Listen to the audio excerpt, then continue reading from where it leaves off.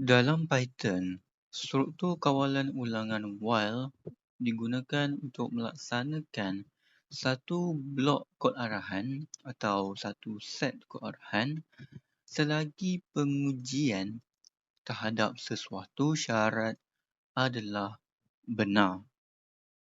While loop ataupun struktur kawalan ulangan while boleh dikawal dengan keadaan dan bilangan lelaran yang tidak diketahui. Okey. Ungkapan boolean, ungkapan boolean atau operator logik contohnya benar, palsu yang akan menentukan sama ada gelung ini akan berhenti atau terus berulang. Seperti struktur kawalan ulangan for di mana kita menggunakan sintaks for, while loop menggunakan sintaks while. Jadi dalam gelung while, pengujian syarat disemak terlebih dahulu. Okey, jadi kita akan mula. Apabila dia mula, dia akan semak dahulu sama ada syarat adalah benar atau palsu. Kemudian program hanya akan memasuki gelung iaitu bahagian proses ataupun bahagian proses ya ataupun bahagian proses tidak apabila pengujian syarat ni adalah benar. Maksudnya contoh, apabila syarat ini adalah benar, kita akan dapat ya dan kita akan buat sesuatu. Kita akan buat sesuatu tetapi kalau syarat adalah tidak benar, syarat adalah benar, tidak maksudnya palsu, kita mungkin boleh tambah apa-apa kita nak buat. Kalau syarat tu tak benar, kita mungkin boleh. Okey. Tetapi selalunya dia akan terus tamat. Jadi setelah satu pusingan, jadi bermula daripada syarat adalah benar, ya. Bila ya, kita akan laksanakan proses. Setelah kita laksanakan proses, kita akan ubah status syarat. Status syarat ini bermakna kita akan ubahkan syarat ni, nilai syarat ni supaya dia boleh berhenti apabila kita nak.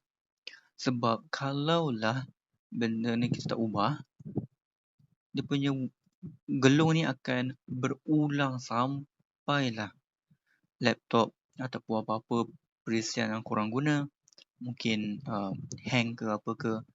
Jadi lebih baik kalau kita letak syarat, kita ubah syarat dia, ubah status syarat dia supaya dia boleh berhenti apabila suatu proses tu dah berlaku lah. Contoh macam proses ni, contoh macam ubah dia adalah mungkin bilangan syarat tu ditambah. Lepas tu bila bilangan syarat tu melebihi suatu nombor, dia akan berhenti. Kalau tak lebih lagi, kita akan teruskan. Okey. Jadi bila satu pusingan lengkap ni daripada syarat sampailah syarat balik, sampai syarat balik, pengujian akan disemak semula. Betul lah. Syarat, lepas tu syarat balik. Dia akan semak balik, adakah benar lagi? Kalau tak, dia akan terus habis. Adakah bilangan syarat dah melebihi 10? Ya, teruskan. Atau tidak, tamat. Jadi proses ni akan berulang sehingga pengujian syarat menjadi palsu di mana kita nak dia berhentilah.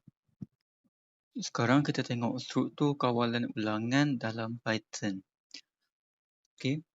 So apa yang kita nampak di sini adalah kita nampak satu pemboleh ubah.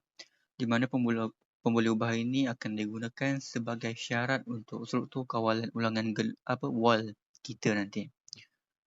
So sekarang kita guna sintaks while, kemudian kita letak kita punya syarat. Okey. Jadi selagi nombor kurang, ni nombor kurang daripada 5 masuk ke dalam gelung. Inilah gelung yang kita nak masuk. Okey.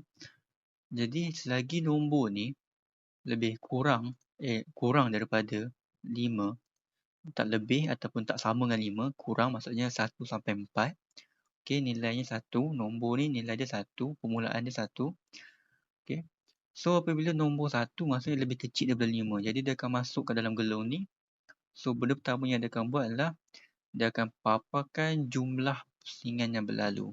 Okey, kita guna string lelaran yang ke, lepas tu kita tambahkan dengan string nombor. Sebabkan nombor ni adalah satu nombor, satu integer, kita perlukan kita akan tukar dia kepada string untuk tambahkan satu string, sebab simbol tambah ni hanya boleh digunakan untuk string tambah dengan string, tak boleh string tambah dengan nombor atau integer ataupun float, tak boleh. Okey, jadi kita akan dapat lelaran yang ke 1, sebab bila lelaran yang pertama dia akan check dulu adakah 1 lebih kecil daripada 5, ya. Okey, jadi dia akan lelaran yang ke 1 lah yang pertama. Kemudian dia akan mengubah. Okey, tadi dah cakap dah, dia akan mengubahkan status ataupun nilai syarat lah. Dalam kes ini nilai syarat nombor. Jadi nombor daripada 1 tadi, nombor 1 tu akan tambah jadi 1. Jadi akan jadi 2. So dia akan ulang lagi. Dia akan check balik. Adakah nombor yang baru ni iaitu 2 lebih kecil daripada 5? Ya, okey, dia akan print lagi lelaran yang kedua, ketiga, keempat dan kelima. Keempat saja. Apabila nombor ni 4 tambah 1 dapat 5. 5 tak lebih kecil daripada 5. 5 sama dengan 5. Jadi dia akan terus berhenti, tak akan masuk dalam gelung ni, dia akan terus tamat. Okey, sebab dekat bawah-bawah tak ada apa-apa dah, jadi dia akan terus tamat saja, tak ada apa-apa. Jadi selagi nombor lebih kecil daripada 5, dia akan paparkan. Kalau lebih kecil atau sama dengan, kita kena guna simbol kurang daripada dengan sama dengan. Jadi kalau nombor tu sama dengan 5, dia masih lagi akan papar lelaran yang kelima lah. Tapi bila dah ke 6, bila nombor dah 6, dia akan terus berhenti. Okey, itu sajalah. So sekarang kita cuba check betul ke. Okey. So betul lah. So lelaran yang pertama, lelaran yang kedua, yang ketiga, keempat dan kelima. Okay, lelaran kelima ni sebab kita guna lebih kurang daripada atau sama dengan 5. Jadi nombor kalau 5, dia masih lagi sama dengan 5. Jadi dia akan paparkan yang kelima. Tapi bila nombor dah 6, dah lebih daripada 5, jadi tak boleh. Dia punya syarat dah palsu. Okey, itu sahaja.